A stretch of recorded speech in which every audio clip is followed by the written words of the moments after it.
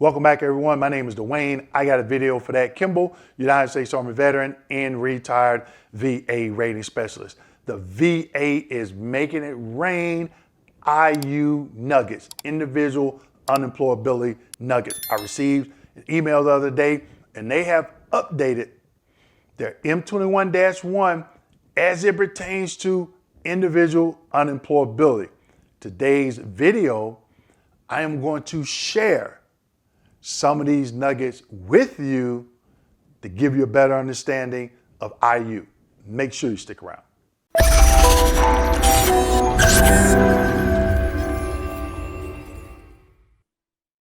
So in the past, you have heard me say the VA is doing a good job in updating their website with providing more and more valuable information. Also, from time to time, they update their references. And I'm subscribed and I get notified of those references. And when I find references that a lot of veterans, they ask me questions about or I feel they need to know, I'll do the research and I'll bring that information to you. And that's what I'm doing today. It's like the VA is driving a semi truck down the interstate and they just got nuggets just falling off. And guess what? I'm right behind that truck in my pickup, picking them up and sharing them with you. So let's go ahead and get into it. Slide number one. Here in slide number one, this is a screenshot from the email I received. So if you haven't went out to the M21-1 and subscribed, you need to do that. I gave some training, I want to say it was maybe last year and again early this year. And I also did a special training for members in my monthly veterans membership group. And I recorded it. So if you're in the membership group, you have access to that video. All right. Now, this is the email I received. Top right-hand corner, 2024 changes by date. If you receive that email, you can click on this or go to the M21-1, okay, and see all the changes that they've had year to date, all right? The one that we're going to be talking about is the second one from the bottom, and I have it underlined. The citation, that's the number. Individual unemployability, IU claims, development, change, updated to clarify medical evidence requirements in IU claims. I'm going to say that again. Updated to clarify medical evidence requirements for IU, okay? So if you're thinking about filing IU, you are in the right place. Or if you've been denied and you want to go back in, slide number two, medical evidence in support of IU claims, okay? Now, right there you can see the change date, September 25th, 2024. And under Section 2, there's several references. I want to say it was maybe like 4 or 5, something like that. It wasn't that many, okay? So in here it says medical evidence and examination requirements in IU claims. A claim for IU must contain sufficient medical evidence. Sufficient medical evidence. I'm going to give you some examples here in a minute. To support a current evaluation of the SC, that stands for service-connected disabilities, alleged by the claimant to be causing unemployability, and, not or, and, so they need to be both, indicate how functional impairments cause those service-connected disabilities, disabilities impact employment activities. The evidence should reflect the veteran's condition within the past 12 months and include, but need not be limited to, the results of VA examinations, hospital records, and or outpatient treatment records. Now, what does that mean? If you're filing a claim for IU and you have, let's just say, you're seeking treatment for service-connected conditions that prevent you from work at a private doctor, have that doctor list those conditions. Also, get a copy of your roles and responsibilities. That's the easy way to do it, okay? So when you take that to the doctor, say, hey, doctor, I got a lower back condition. These are my roles and responsibilities. I got to drive heavy equipment. I got to be climbing up and out of heavy equipment at least 2 or 3 times an hour, and I can't sit for long periods of time.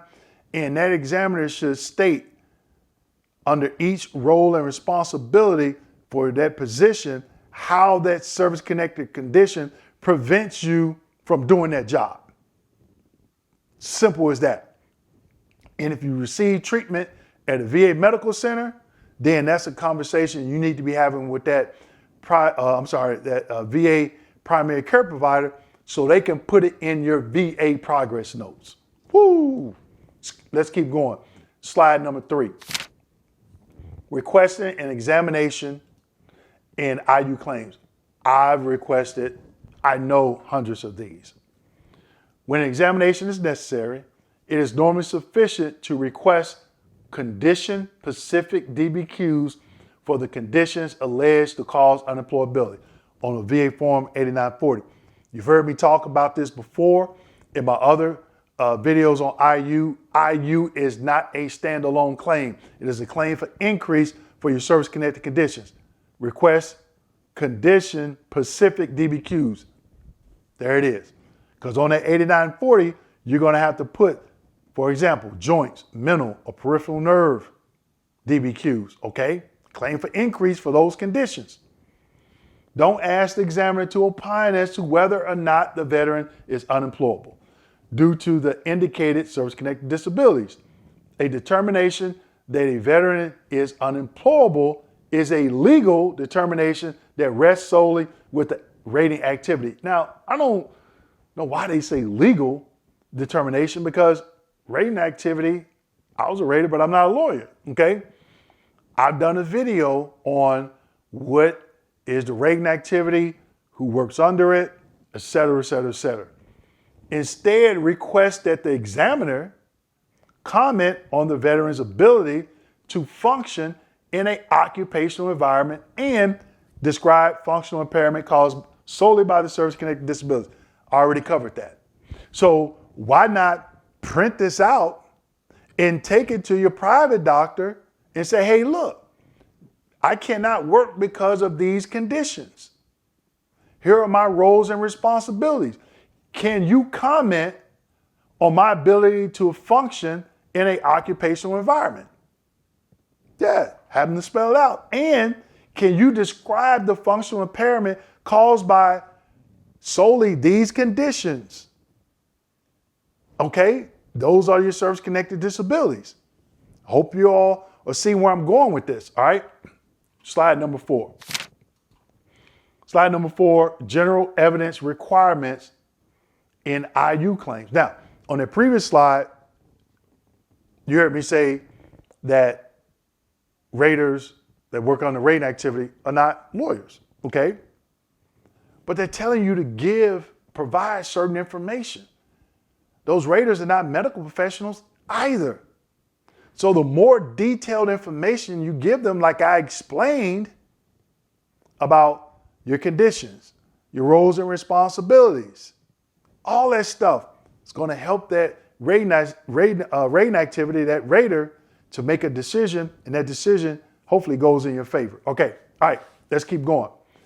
Here it says, development of the claim must be targeted at gathering all evidence concerning economic and non-economic factors affecting employability, including but not limited to evidence concerning the veteran's current employment status, past employment history, education, training history, and functional impairment arising from service-connected disabilities as shown by examinations, lay evidence, et cetera, et cetera, et cetera. All right, so that last slide. When it talks about lay evidence, if you have a spouse or children, they can write a statement on your behalf. Your supervisor at your job can write a statement on your behalf. But in my opinion, what will help me if I was still rating and it comes to IU claims, yes, we have to schedule that exam for those conditions, those specific conditions that I talked about earlier that prevent you from employment. But I'm going to tell you, if I saw a letter from your doctor outlining all these service-connected conditions and how it prevents you, okay, from working and completing those roles and responsibilities, that's going to help me to say yes if you meet all the criteria. Now, I talked about work history in that last slide. In that 8940, it asks you your highest level of education. Why? Now, I've talked about this before. Think about a tenured PhD professor at Harvard and an individual that lays brick.